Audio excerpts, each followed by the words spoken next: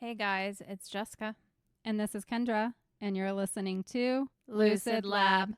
This is Kendra's episode, and she has not yet left, but she's about to. I know. I feel like we've said that on the last 3 or 4 intros. Y'all are like, get out of here already, girl. We've had to double up. As you can imagine, we're trying to plan ahead so that I can edit this because I have a lot of plane time coming up because it's a 7-hour flight. I wanted to record this so I had something to keep me occupied and I don't go crazy on a plane. It does not take 7 hours to edit. It takes much longer. Yeah, because I probably get through maybe 10 to 15 minutes of good content in an hour. And I'm less because I am a Capricorn. Yeah, she can't help herself. So yes, it is very time consuming. And yet here we are still doing it a year and a half later because it's a labor of love. We're not making any money yet. It's true. Someday we will. We do like doing this and we like hanging out. We do. And we don't want to do our regular jobs. It's just as simple as that. So make us famous. Come along with us and keep listening. Can you make us famous but not make us famous because we don't want to be famous? I want to be able to still go to Target. I want to walk on the beach. That's the good thing about being a podcaster though, is that you can kind of hide easier than... Exactly. So that's our dream. Thanks for listening to our TED Talk. This will be coming out mid-September, so hopefully, depending on where you live, it's getting a little bit cooler. It's been a crazy summer. Yeah, I'm ready for fall weather. Me too. I'm hoping by the time I get back from my trip in mid-September, it's changed completely and I get to wear sweaters. I always wear sweaters anyway. Yeah, but I mean like outside without melting. Oh, no, I still melt. And you're hiding from the sun because you're a vampire. I was wearing a sweatshirt the other day because when you go into like the stores, they're so fucking cold, especially the grocery store. Yep. And you're in there a while if you're doing your, weekly shopping. I'm like, I can't go in here in a tank top or I'll freeze. They blast the AC and that's anywhere. That's restaurants, the movie theater, like everywhere you go. It's a drastic difference from inside to outside. Like it doesn't need to be that cool, guys. Calm down, save some energy. Right? Alrighty, what do you have for us today, Kendra? I know it's going to be exciting and a lot of fire. Speaking of it being really hot, we are talking today about spontaneous human combustion. I'm so stupidly excited about this episode for no reason. I don't even know how I came across and decided I should do this. I think I read one example story, which I'll share, and I was like, I should do an episode on this. I've never thought about it, really. I mean, it's horrible. Okay, I already obsess because I'm an anxious person on things that can kill me all the time. And then this one, there's like no warning. You just combust. You can't even mentally prepare for something like that. There's no symptoms, I don't think.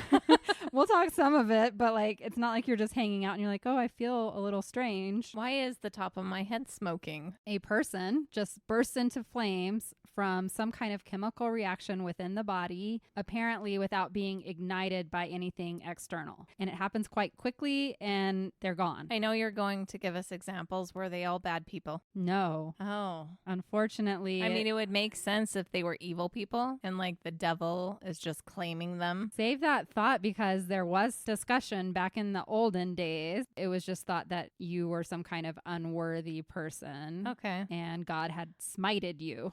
I mean, if you have nothing else to compare it to, it would make sense. How else do you explain something like that? Especially when some of these examples people witness. Yeah. And you are at a time when science is not strong yet. Of course, they would attribute it to some kind of higher power. And everything back then was about God and judgment. You will be burned in hell for your sins. Like all of that, it makes sense. In reality, it's just Jennifer's stomach acids were too strong.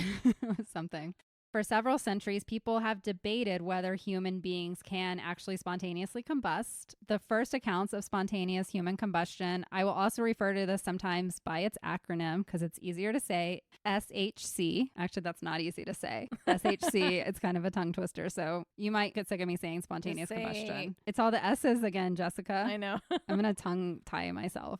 Anyways, this goes back all the way to the 11th century. And then the phenomenon really gained exposure in the 19th century after Charles Dickens, you know that guy. He used spontaneous combustion to kill off one of his characters. The novel is called Bleak House, and that character exploded into fire. And so that really brought it into the consciousness of the more recent generation. And then even for us today, it's appeared in many movies and television shows, including The X-Files. I remember that episode. I think it was a guy. Maybe I don't remember the episode. I don't remember it, but I just had a theory. About what? Why this happens to them. What if they were meant to be a superhero? Part of who they are or whatever was to emit flames, and they never came to know this about themselves, and it was never used, so it finally ate them at the end. They didn't learn how to harness the power. Wasn't there Exactly. an X-Men character that had flames? Isn't that Jennifer Lawrence, or am I forgetting? Now that I say that, there actually was the Fantastic Four comic books.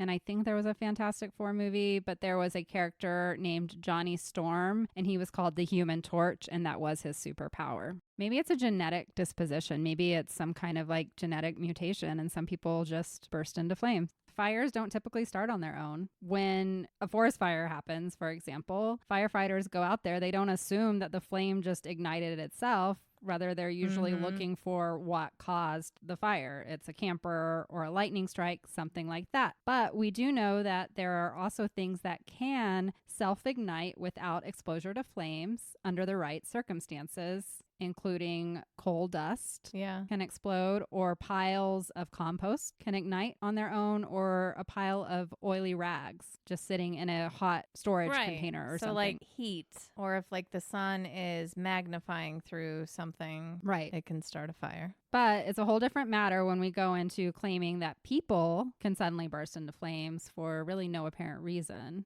Yeah. There's no doubt that bodies can burn. We cremate remains all of the time. And we know that taken to that level of heat, the human body can be reduced down to ashes in a matter of a couple of hours. But the mystery of human combustion lies in the supposedly strange circumstances under which the victims just burst into flames. There's no obvious source of ignition around the body, no open fires nearby that might have accidentally set them on fire. Furthermore, the victims are killed and not only partially burned, they completely disintegrate into ash. Demons. Many claim that the burning often seems to begin in the chest or stomach area, and there are many accounts that we will get into that leaves the remains of legs or hands intact after the spontaneous combustion. Yeah, I've seen some of those photos where like their feet are still on the ground or their hands are gripping like a chair, and that's all that's left. Creepy. It is very creepy. This is creepy. And I'm doubling down on demons because if someone is in control of you or whatnot, they could probably do that to you. Maybe.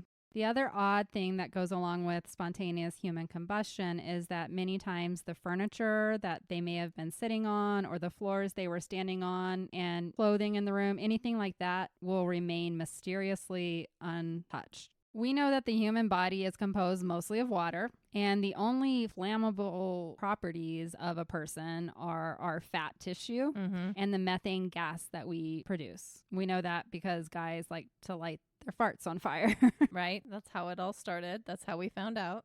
So because of this, many scientists will dismiss, and they say that spontaneous human combustion is not possible, and they argue that something around the body, there must have been some kind of undetected source that ignited them, such as a match, a cigarette spark, something like that. There are many scientists that do not believe spontaneous human combustion is a thing. All right. Good for them, I guess. I'm going to give you some stories today that I think challenges that. Those who believe in spontaneous human combustion point to the fact that the human body has to reach a temperature of roughly 3,000 degrees in order to be reduced to ashes. So unless it was done by some kind of explosion, which would go along with combustion, it seems impossible that a human could get to 3,000 degrees and nothing else in the room would be touched. So I feel like that's a pretty good argument. Right. And once again, crematoriums take over 2 to 3 hours to reduce a body to ashes, and some of these are done almost instantaneously. And they're specifically in a unit meant for cremating someone to make the heat go to that height. Really? And a lot of these people are just sitting in a chair somewhere. Many of the stories are them in bed, sitting in a chair. There's one in a dance hall. Over the past hundreds of years, there have been more than 200 reports of people burning to a crisp for no apparent reason. The Danish physician and anatomist Thomas Bartholin has been credited with penning the first written account of spontaneous human combustion. In 1654, he wrote that during the reign of Queen Bonasforza from Poland, she had a knight who was in her court and he drank 2 glasses of brandy. People witnessed him belching and fire coming out from his mouth, and then he erupted into flames. This was a story that was passed down through the ages. There's no real proof, I guess, that it really happened. They didn't have iPhones. He also described in his book a story of a poor woman in Paris who had been a heavy drinker. I guess you would call her an alcoholic. They said that she would drink more than she ate food for about 3 years. And one night she was laying on her straw bed to sleep. And the next morning they found her completely incinerated, reduced to mere ashes. And all that was left were a few toes and fingers and a piece of the top of her skull. Interesting. But I feel like a lot of people fit into that category. To alcoholics or? Yeah, drinking more than they eat. And you'll see that become a theme back in the day. They will start attributing alcoholism to spontaneous human combustion. In 1725, there was a mysterious death in the northeastern French town of Reims, and it attracted considerable attention both in the medical world and the legal world because the remains of 63-year-old Jean Lemaire were discovered in the early hours of the morning by her 66-year-old husband, Jean Millet. They were innkeepers. Authorities, when they showed up, automatically suspected that her husband killed her. He had been having an affair with the maid, tale as old as time, and he was actually on trial for his wife's murder. He looked guilty to many, and the court was ready to convict him. He claimed his innocence all along. He said he came downstairs and found his wife in a pile of ash. The investigators were like, that couldn't happen. You burned her. But a surgeon came forward. His name was Claude Lecat, and he testified on behalf of Jean. He asserted that Madame Lemaire was likely the victim of spontaneous human combustion. He linked the phenomenon to 2 factors in particular. He spoke to her excessive alcohol consumption and sedentary lifestyle. He proposed to everyone in the court that women were on the whole more predisposed to spontaneous human combustion because they were less active than men. Oh. So he was also a sexist. Yeah. He was at the time writing about his growing concern with how much alcohol society was consuming. So he kind of had a ulterior motive there as well. But he gave enough of a convincing argument that Jean actually did not go to jail for his wife's murder. Wow. Too bad it wasn't as convincing as it needed to be because there would be less alcoholics today. Maybe. If they knew I might burst into flames, it might stop people from going down that route. I think about downtown Denver and many cities, unfortunately, in America, where we have alcoholics and drug addicts that are living on the street. This isn't the answer. We know this If that already. was the truth, we would have people blowing up everywhere. Exactly. I'm just imagining these beams coming down from space and it's like, pew! That will actually be a theory. Don't you worry. There will be UFOs because in every paranormal story that we tell on this podcast, UFOs have to show up. So while people were dying from spontaneous combustion, most of it was affecting the lower class and what society deemed as just alcoholics. But then one of the higher court died in a mysterious way, and that was the death of the Countess de Bondi of Cesena, Italy, sometime around April of 1731. And that would be the primary event that would lead to more interest in strange deaths occurring by fire. The scene of her death was inspected by many people, including Giuseppe Biacchini of Verona, Italy. And Biacchini would publish a book regarding his examinations of the room and the remains and his thoughts on what had happened. The Countess's remains were found on the floor of her room, halfway between her bed and the window, and it consisted of a pile of ashes, 2 completely undamaged lower leg sections, and then once again a section of her skull lying on the ground between the 2 legs. Can you imagine like walking in and seeing Yeah. I think about that. I'm like, you walk in and you just see 2 legs. I know. And then just ash. To Bianchini, there was only one explanation for this.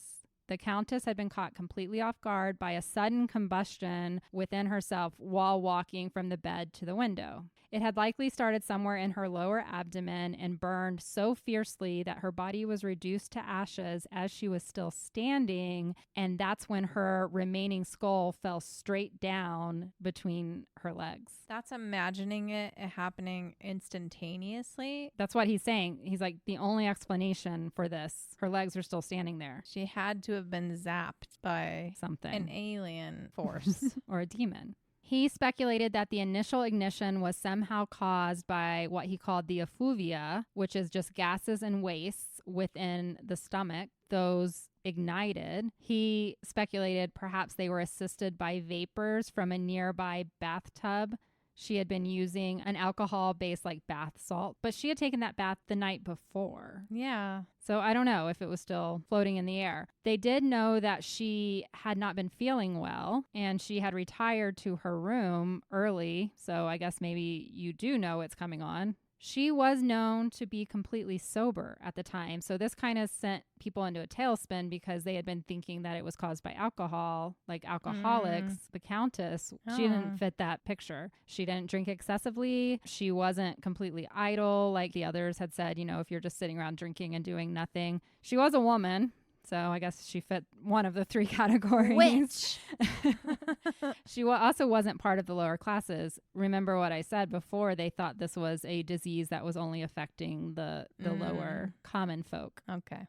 Bianchini put forward 5 criteria that he attributed to happening when it is a case of spontaneous human combustion. And these would last for nearly 200 years as kind of like how you would say that a death was truly by spontaneous combustion. So he said, number 1, a flame from any candle, lamp, or cooking fire could not possibly consume a human body to the extent that is seen in the case, the reduction of the bones to complete ashes. Number 2, under normal circumstances, other objects in the area of the body should have also caught fire, but the flames did not. They unnaturally confined themselves to just the human victim. Number 3, the most commonality in these cases is that the torsos are completely destroyed, but the outer limbs are not. Okay. Number 4, he felt like the reason for that is the fire would start within the torso area of the body, and then it would run out of fuel before it got to the extremities, and that's why they wouldn't burn up. And number 5, he said the fires must occur and spread extremely fast, for the victims never seem to have resisted it. So like we just talked about, if somebody caught fire from a candle, they're going to run around the room. They're going to scream. We don't ever hear that in any of these stories. We go back to the example of the innkeeper and his wife. He was in the house with her. She never screamed or anything. He just came down and found her as a pile of ash. Same thing. You have a countess. You know that she has handmaidens and many servants in her house, and nobody heard her scream or anything. She was just found as a pile of ash. That's crazy. It's wild to think about. There were many that tried to attribute the countess's death to an unforeseen lightning strike. I saw that when I was doing the investigation into this. Through the house? She was walking towards the window, so they're like, maybe some lightning came in and zapped her, but there's no evidence of that people happening? get struck by lightning. I know more commonly than spontaneous human combustion, and people survive lightning strikes, or if they die, it's usually more of like stopping your heart or something electrical. Right. Not disintegrating you to ashes. Instantaneously.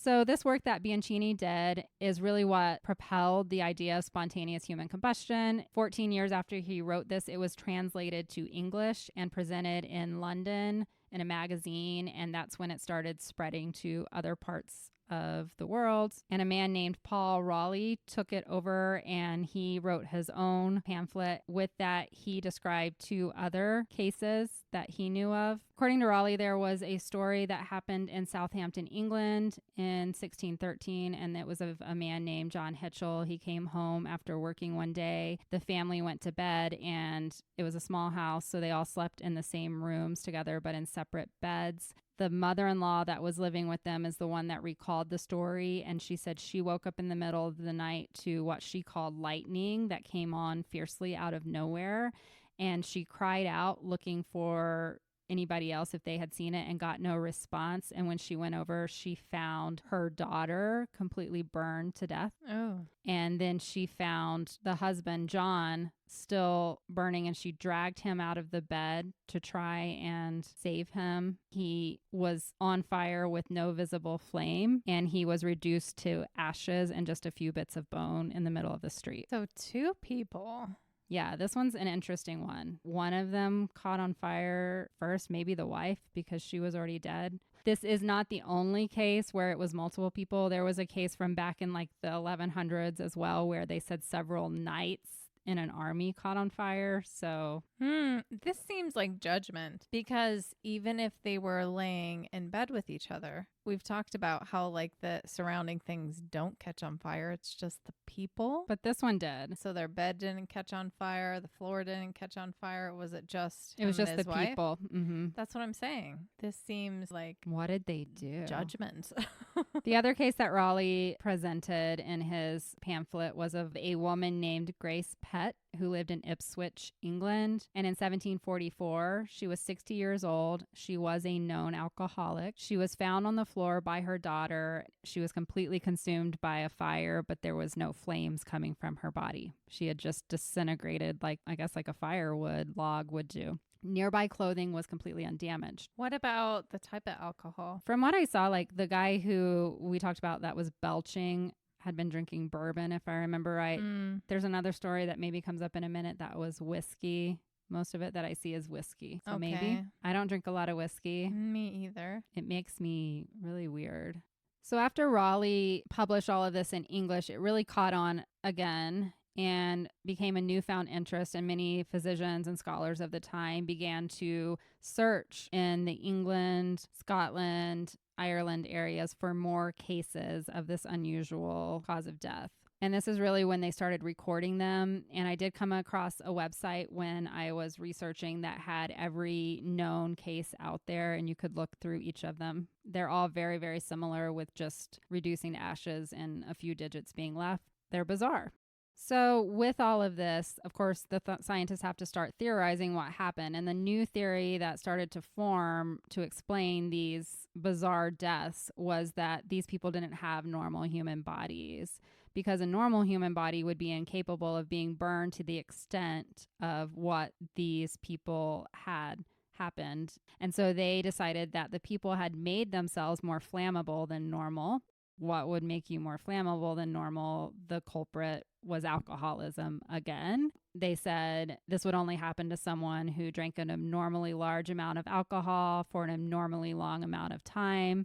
It was believed that their body's tissues would become more and more saturated with the flammable fluids, which in turn would make them susceptible to being burned, and even their bones would become more capable of bursting into flames. Okay. They called this theory the preternatural combustibility, and that became the new thing in the 1800s. They began spreading propaganda about the dangers of alcohol and convincing people that they should alter their habits. It's one way to get people to stop drinking. It didn't last. One of the men that came forward with this new theory, his last name is Lair. I didn't write down his full name, but he came up with what he said were the criteria, because they all have to come up with their own thing. And he said, number one, all victims had immoderate uses of spirituous liquors. Number two, it only happens to women. Oh, okay. Which most of the stories I've told have been women. Interestingly enough, it does happen more to women. So maybe there's something with the women physiology. All of them were far advanced in age. And this is something that will come as we start talking about modern cases too. Most people who spontaneously combust are over the age of 60. Interesting. And then it's the same things we've heard before, just the same things that are found are, the body's reduced to ashes, limbs and digits left behind. There was no obvious source of outside flame. Something else that they noted is that there would be a very strong, pungent smell in the room wherever the combustion happened. And we'll hear in some more modern cases that sometimes there's even like a greasy film left on the walls.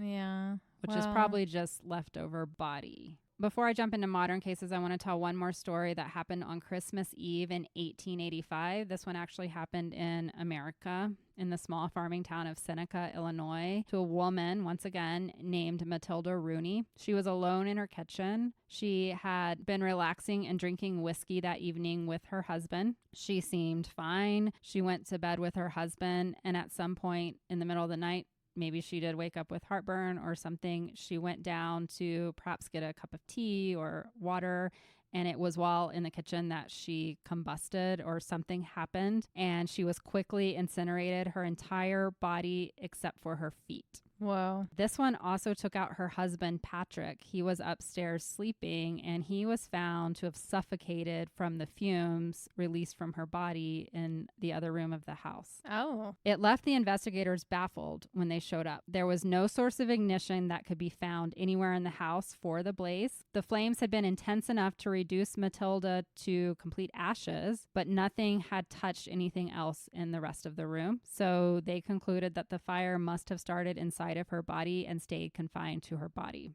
But this is an interesting story because her husband suffocated somehow. I guess because fire does rob oxygen from the room. Well, yeah, you can die of smoke inhalation. Back in the 1800s, I don't know how well equipped they were to see exactly what he died from. And this is a house in the 1800s, a farmhouse. It's probably not that large. So No, he was probably right next door. Exactly. So over the next hundreds of years, preternatural combustibility was what it was called for these strange fire deaths. It was accepted and argued for as the theory of what was going on, and it was all attributed to alcohol. Interesting. And that takes us into the 20th century and where we are today. In the 1900s, there was a rise of interest in spiritualism. We've talked about that on many other episodes. And they would publish a wide range of magazines that would present stories of like ghosts and hauntings. They were looking for more, ideas and stories to sell. In many of these publications, stories started popping up about people spontaneously combusting. And it was presented in a different way because what had happened is after all of this, I guess, hype around it and them attributing it to alcohol, by the 20th century, other things had been happening and it wasn't really widely discussed out there. And in fact, like if you were a doctor or a scholar that said you were going to look into spontaneous combustion, it was almost something that was seen as ridiculous and you could be like shunned from the community because you were seen as kind of like a quack. Science is becoming more refined and they're like, no, bodies don't just blow up. Stop talking about it. These cases still were occurring, but doctors didn't want to talk about them. But there was all these investigators, firemen, policemen that were showing up and finding these bodies. And so what happened is these stories started going to these publications that were used to, they were kind of like the National Enquirer of the time. And so they started sending out these stories about people just blowing up, and it was seen as like a conspiracy theory. And who doesn't love a good conspiracy theory? Because they would write in these stories, the medical community doesn't want you to know that you might just combust, burst into flames. And they're afraid. They don't want the public to know because then all of us will be, freaked out and blah, blah, blah. So it kind of like brought this whole like excitement around spontaneous human combustion.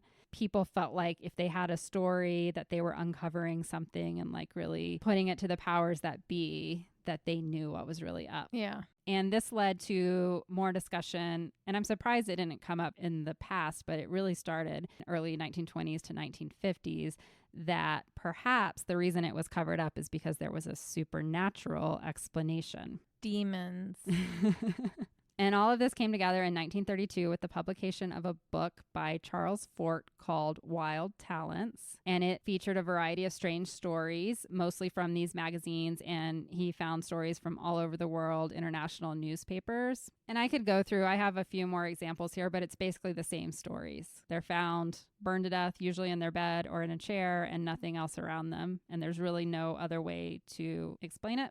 And the audience for these publications was relatively small at first, but it began to grow because of the paranormal thoughts behind it. And this is when you also saw the rise of UFOs. Oh. So this like takes us into World War II. They were starting to question maybe they're tied together. But it stayed kind of in the fringes of like the people out there who thought a little differently, X-Files-ish, whatever. And it wasn't really taken seriously until there was a case, and this is the most famous case, and it's probably what drew me into doing this episode in the first place. And this happened in 1951. And this was a time when newspapers had really started going like more national. Like you didn't just have the local news, you had your national news, and TV, I think was in 1950s.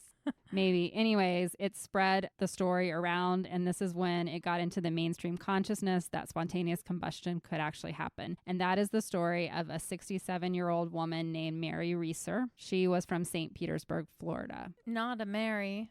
Marys are great. It was the morning of July 2nd, 1951. The landlady who lived there, it was like one of those big houses that had like separate rooms.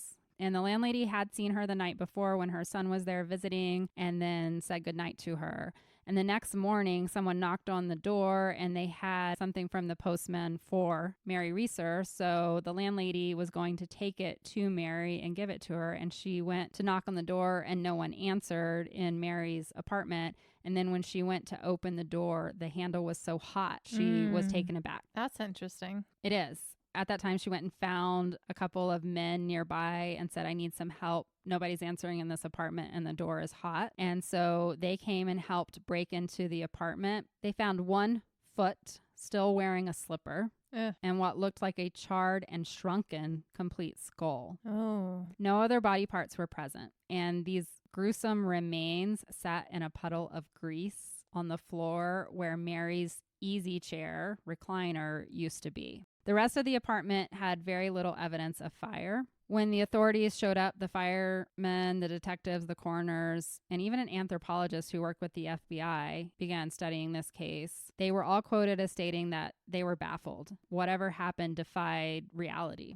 There was no scientific plausibility for her death. They were actually on record saying this, which is why it spread quite quickly, because you had very well-known and trusted authorities saying the only thing that makes sense is spontaneous combustion. Mm-hmm. So this is when all of the theories started coming out, because it became very well known that there was this woman who died and they were on record saying, we don't know what the fuck happened here. We think it was human combustion.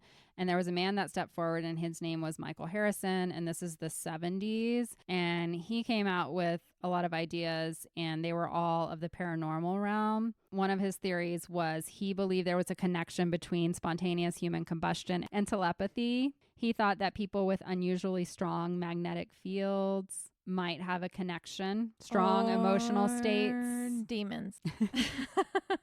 He kind of started a whole craze on other ideas, and that's when we see people coming forward. And one of the theories was that perhaps there's electrical fields that exist within the human body and they just short circuit somehow, and that leads to spontaneous combustion. Or maybe it's caused by a poor diet. When you eat bad food combined with maybe alcohol and they all combine in the right little mixture in your stomach and digestive system, that fuels a fire. That's a possibility. They pointed to this saying that you saw more reports happening in areas where the diet was not as healthy. And they mentioned that if you look in Asia, where their diet was more rice and fish, there were very few stories coming out of for spontaneous human combustion. So that's why that theory started. The truth of the matter is they had no idea. And I don't think we still have any idea today. No, it's aliens or demons. That is still my only answer. One of the other ones that came out is something called ley lines. So they said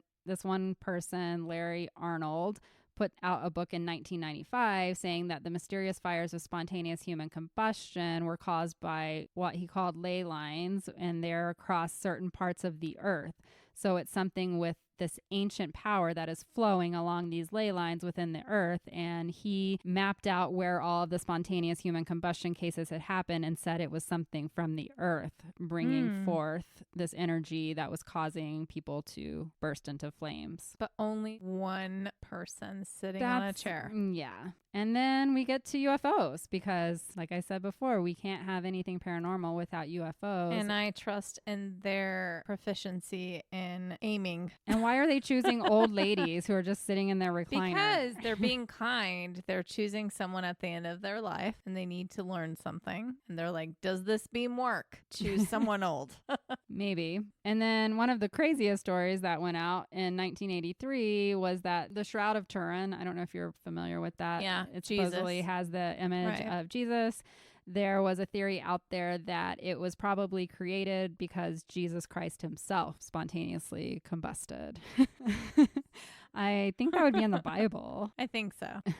Other than Mary Reeser, one of the most famous cases that is quoted when you go out there looking for spontaneous combustion, and this one is another one they cannot explain, and it happened in 2010, which wasn't that long ago, and it involved a man for the first time. Not really for the first time, but usually it's women. So 76-year-old Michael Faraday of Galway, Ireland, he was found dead in his living room. Oh. His body was thoroughly burned with his head lying beside his open fireplace. The ceiling space immediately above his body showed burn marks, and so did the floor beneath it. Yet nothing else in Michael's home was touched. Interesting. News of his tragic death probably wouldn't have spread beyond the local newspapers if the coroner had not pointed to spontaneous human combustion as the cause of death. I just raised my hand like a I know, child. I was like, Kendra. hold on. And I did. I was just like, I'm not ready yet. I have a new theory. Okay. I mean, think about all the witchy shows, the people who died in spontaneous combustion incidents. It's one of a certain type of person or entity. And these witches around the world, they find them. And the only way to kill those types of beings is in this way. And they can't announce it to the world because technically they're a secret society. And that's what's happening. That's very possible. They find out who a person is. And that's literally the only way to banish them from this life or whatever. And that's why it's always in the same way. But they can't explain it to the average day folk because they're not allowed to be known in real life. I take back demons and aliens, and now I'm just witches. Witch secret society. These are all secret demons. They look like your nice, like, next door neighbor lady, but she's actually like an evil demon. That's what I'm saying. Spawn. They're ridding this human world of these infestations. You're welcome. We have solved spontaneous human combustion. Yes, we have. And if you are the people who are doing it, come talk to me. You can recruit me. I need more money. I want to be part of it. Just don't make me explode. I don't think I want to die this way. No, but if it's a real bad person, I'll help. Yeah. I'm sure it's just like abracadabra, poof. And you're on fire. So as much as I want to believe that it's caused by witches and UFOs and demons and the smiting of gods, we have to look at the scientific side too. And there were some experiments done to try and understand why or how humans might spontaneously combust. A number of experiments were performed concerning the idea of alcohol making a person more flammable. They did not find any connection. Flesh that had been soaked for a long time in alcohol burns no better than flesh that had just been doused or had no alcohol at all. They said, in fact, what would happen is that if you tried to burn flesh that was covered in alcohol, the fire would just burn the alcohol off first. And then the flame would just die out when it got to, past the alcohol, which makes sense. Like with Esti Carranza, right? She attempted to douse him in schnapps. It didn't work. Right, because it just burns off. Or I think about even when you're trying to do a fire, the same thing can happen with, I can't think of the stuff right now that you pour on a fire, like just the fire starter liquid. You have to keep it going. It doesn't go forever. Also, it never combusted. They didn't see it like explode or anything that would explain how a body got to ashes in the amount of time that it did. So they kind of ruled that out. Then they moved on to the thought that it was caused by methane, which was the other flammable substance in our body that can build up from a lot of gas in the, intestines and stomach area. And the thought was that it would build up in the intestines and then be ignited by other proteins in the body that would act as catalysts to speed up this weird chemical reaction leading to combustion. But they, once again, did not find any connection there. And it also was brought up that if that is truly a cause of spontaneous combustion, why don't we see it happening in cows? Because cows actually produce quite a bit of methane. We also, when I get to the skeptical part of it, we don't see animals spontaneously combusting. No. It's really just in humans. So witches and demons. One of the other theories was that the fire begins because of static electricity building up inside of the body from an external geomagnetic force that kind of goes along with the ley lines I was talking about earlier. But again, to just one person? Well, they said that it could have been ascribed to something that they called a proton, which is a subatomic particle, and they were saying that it could interact with cells and the static electricity within the body to create like this little mini explosion. But scientists have tried to recreate this or see how it could even happen. And as of August 2018, they hadn't found a way to recreate or prove that that would even be a viable theory. So I think that kind of rules it out. But the most possible explanation, and this is one that started back in the 1800s, they called it the candle effect back then, and now it is called the wick effect. And this one kind of makes sense, and there have been some good experiments done on this. So the thought behind this is that the human body can act much like an inside-out candle. So a candle is composed of a wick on the inside surrounded by a wax made of flammable fatty acids on the outside. The wax ignites the wick and keeps it burning. That's how a candle works. In the human body, the body fat acts as the flammable substance, and then the victim's clothing or hair would act as the wick. So the thought is that as the fat melts from the heat, it soaks into the clothing and acts as a wax-like substance that keeps the wick burning slowly and allows it to build up to the temperatures that would reduce a body to ashes. But not instantaneously. True, but scientists say the wick effect would explain why victims' bodies would be destroyed, but the surrounding areas would not, just like a candle. But some of these have been in chairs. I know. That are not destroyed. Well, Mary Reeser's chair was destroyed. Okay. But others are not. Others were laying on their bed and they were destroyed. And if you had a candle laying on a bed, trying to think, it probably would catch on fire. I mean, instantaneously. It's all cloth and feathers. But if it is the candle effect, once the fat of the body is gone, then there's not something for it to keep spreading. Maybe. No, but all of that would burn instantaneously with the body. Yes, you're right. So they did an experiment, and this was actually televised on the BBC in 1998. And they did it with a pig. Oh. It was a pig corpse. So the pig had already passed away. No, they killed the pig for that. Let's make that clear. True. It's better than them like taking a pig and lighting it on fire while it's alive. Yeah. That would be even more inhumane. So they wrapped a pig in a blanket. They soaked the blanket in petrol and then lit it on fire. Okay. Over a 4-hour period, the fat from the pig's body was clearly wicking up on the charred remains of the blanket. And as the burn proceeded, the bones of the pig began to become exposed as the fat melted away. After the 4.5 hours, the body of the pig was reduced to just 2 pieces of the thorax part of the pig.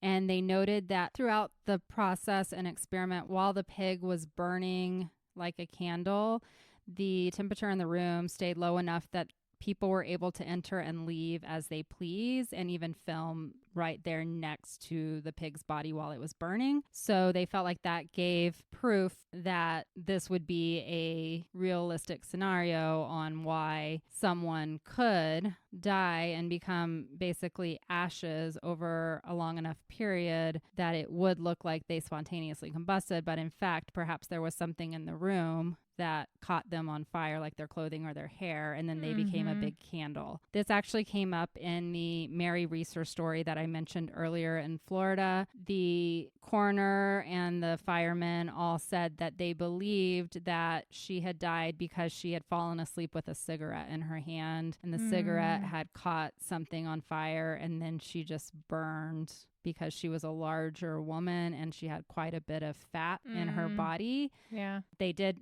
also point back to most stories of spontaneous combustion did involve people who were on the heavier side. So they had more body fat to burn. So it does make some sense if you want to go into the scientific side of it. Yeah, I get it. But some people point to this experiment with the pig and say that it doesn't really prove anything and that they don't believe that's actually how a human body would burn. They said that the way that they prepared the pig's carcass was different than how it would happen in the wild with a human body. They pointed to the fact that they used a flammable substance like petrol to start the fire in the first place. So that doesn't really prove anything because in most of the spontaneous combustion deaths, there was no proof of anything flammable to have started the wick effect to begin with. So you have Mary Reeser, even if she had a cigarette that she fell asleep with, she didn't have like an ignition source on her body for it to like go up in flames quickly like it did with the pig carcass, which makes sense. They also brought up that on the televised experiment with the pig, that the pig burned through the floor that it was sitting on,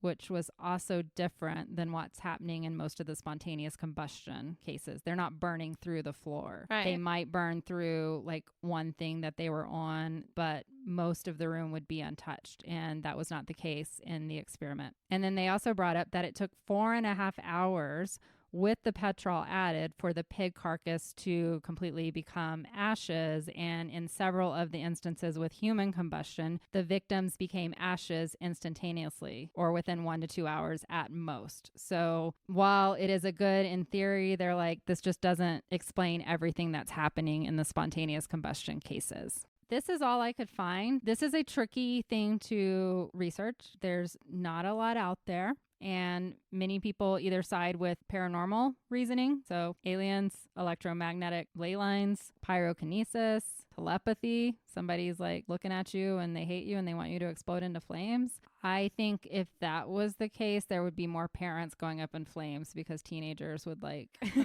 wish that on their parents. It is interesting that it happens more commonly among women and that it's in the older subset of our society. So 60 years plus. It's like a culmination of something building up within the body. Yeah. If it is something that's like physiological, They didn't meet their life's goals. they have been eliminated. Yes. Maybe it's part of the matrix. I think so. So one thing I want to go back to with Mary Reeser, I mentioned that her whole skull was found. But what was really interesting about the skull that they found is that it had shrunk.